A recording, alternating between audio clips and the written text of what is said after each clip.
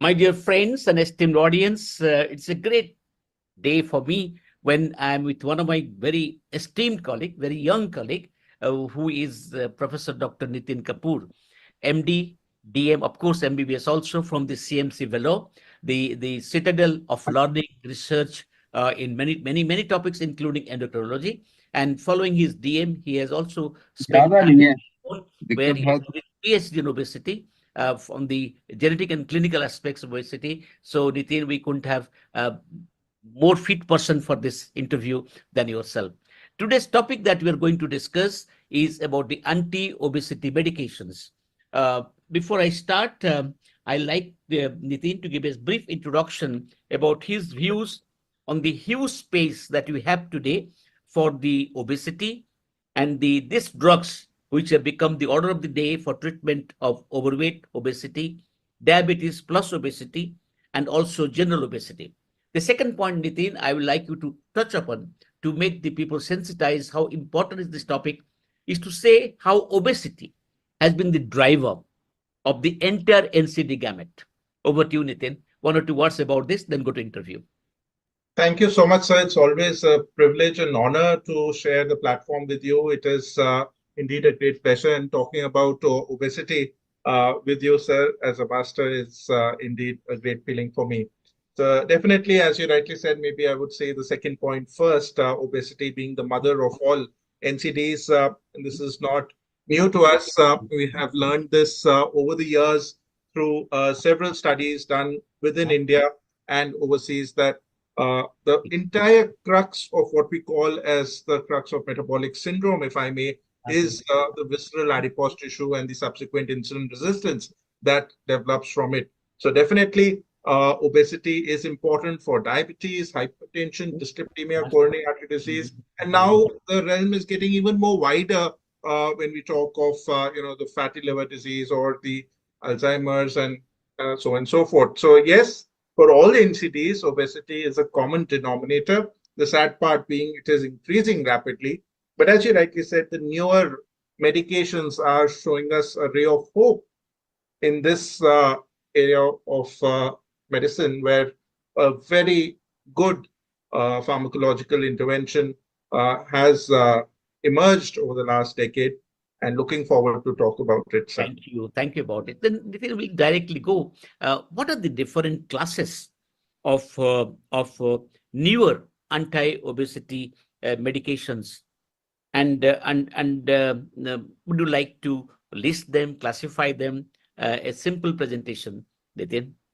Sure, sir. So many years we had many drugs that came and went. We used them for a few years and we realized that they had side effects, and so we had to stop using. But over the last decade or so, we've had GLP-1 RAs, which have emerged very rapidly in the last 2 years. This year's ADA meeting, there were so many newer molecules. But as you said, how to classify them?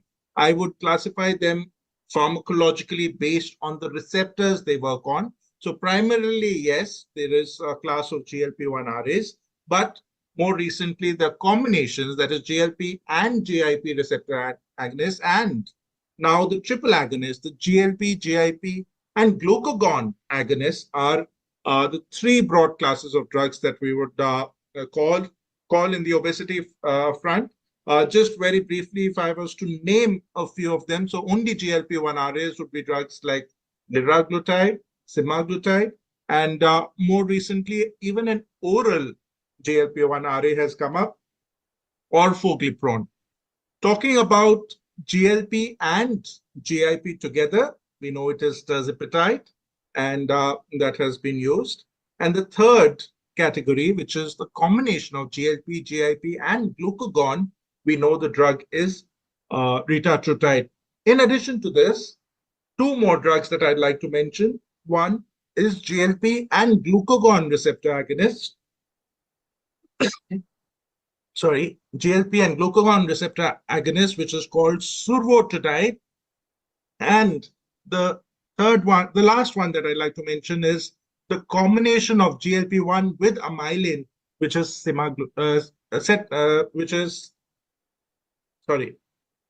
So CagriSema, cagrilinotide with Yes, sir. semaglutide. So Agree. these are five classes of drugs: GLP-1 RAs, GLP-1 with GIP, GLP-1, GIP and glucagon, GLP-1 with amylin, GLP-1 with glucagon alone. Thank you. I think, Nitin, I had the opportunity of listening to Thomas from Germany, from the Munich Institute of Obesity, who has been involved with Eli Lilly with the discovery of the tirzepatide, and also he showed us some data regarding they call it Tristat, or what they call it, the triple combination Tristat, and also did refer to the CagriSema and the other one Sorbitide that you referred to. Can you just tell us and I like the way you started. All the drugs that came few years back, remember, they had the right-sided heart leaks, remember? And Correct. it was so unfortunate. Many of the drugs came, but they could not stand the test of time. But these drugs, so far, so good. I'm sure they will be also lasting long. They have stood the test of time. Now, Nitin, I just want to know how are the I mean, how is their efficacy different if you compare these five groups, or you like to compare the main three groups? I leave it to you. How do you compare their efficacy and how their efficacy are different? Sure, sir. So maybe I will go through the declining order of efficacy. So when we talk of retatrutide, which I mentioned as a triple drug agonist, is currently the most potent anti-obesity drug in trials. That is 24.2% of weight loss. Going further, the double agonist, the tirzepatide, Nitin, how much you said? 42.5? 24.2, sir. 24.2. That 24.2. is retatrutide. Tirzepatide, a step before, where it is just GLP and GIP, is 22%. Mhm. Moving further, survodutide, which is GLP and glucagon, about 19%. Mhm. Semaglutide in different trials, the maximum that we've seen is about 17 to 18%. And the orforglipron, which is an oral GLP-1, has got 15%. So I'm mentioning the most efficacious ones ranging from 15 to 25%. But nevertheless, in clinical practice, in a patient who's 100 kgs, even 15 kgs is a huge boon. Great. I think it's a great, and the benefits are, benefits are, unimaginable. I think, Nitin, I'll come back to a very important question. The one which is in our country today, very used very widely, drugs are sometimes not even available, Nitin, is the oral semaglutide. I just like to know that, why there is a difference in the efficacy of weight loss of this particular molecule, oral semaglutide, about 5% weight loss, whereas injectable up to 15% weight loss. Why is the difference? Yes, sir. Even though the molecule is same, the main difference is about the way it is administered. So when we're taking the oral semaglutide, it is working predominantly in the portal circulation, very effective for diabetes, causing about 5% weight loss. But when we're talking of obesity, the action that we really want to hit is the hypothalamus, is the appetite. And I think for that, systemic circulation is more important. We don't want the drug to be entrapped in the portal circulation. And that's what the subcutaneous semaglutide goes and hits the hypothalamus. But having said that, I must make a point that higher doses of oral semaglutide are able to reach the hypothalamus, and we've looked at bigger trials using 50 and 25 milligrams of semaglutide in the Pioneer Plus trial and the OSS trial, and we've got 10 to 12% weight loss.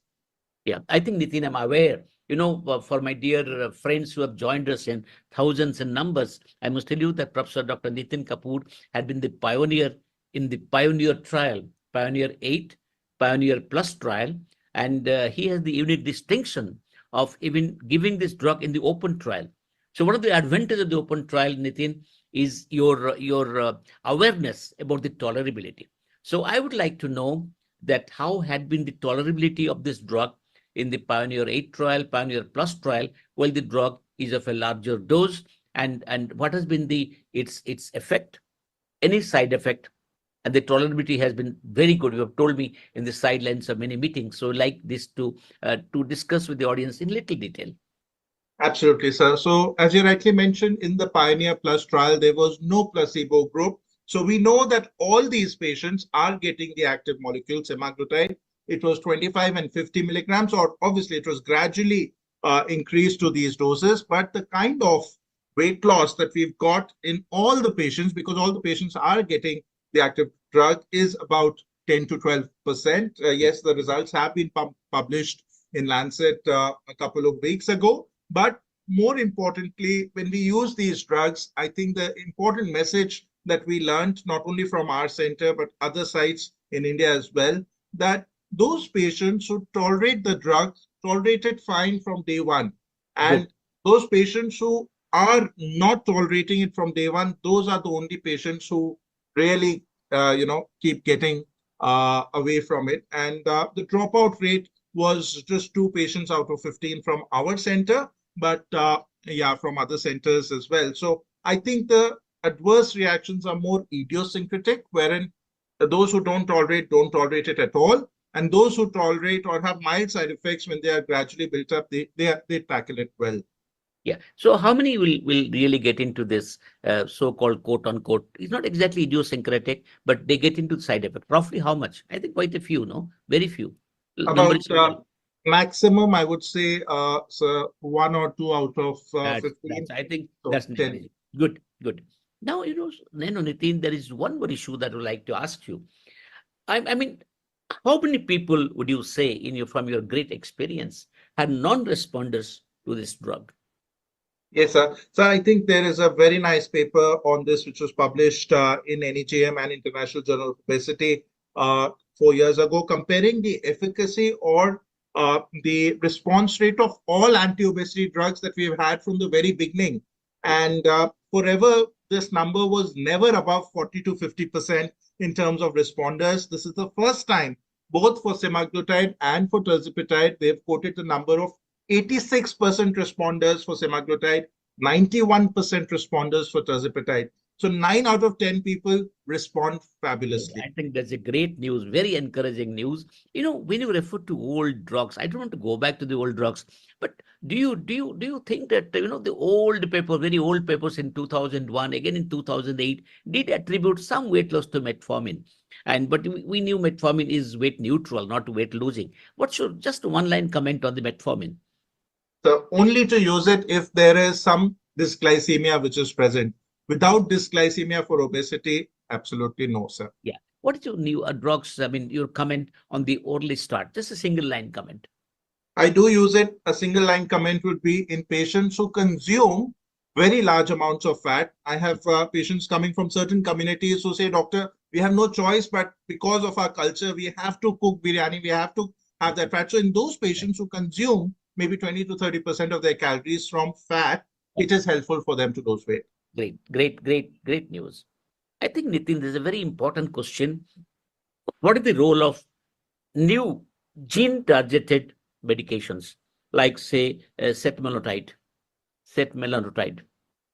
Yes, sir. So this is also a very emerging field, especially relevant to our country in India, because we do still see a lot of consanguinity, especially, sir, in our part of the states in Andhra Pradesh and Tamil Nadu, we do see consanguinity still very common. And so definitely these genetic disorders do increase. We did a study in Vellore looking at the genetic patterns of children with morbid obesity and found that 18% of these young onset severely obese children have a genetic mutation.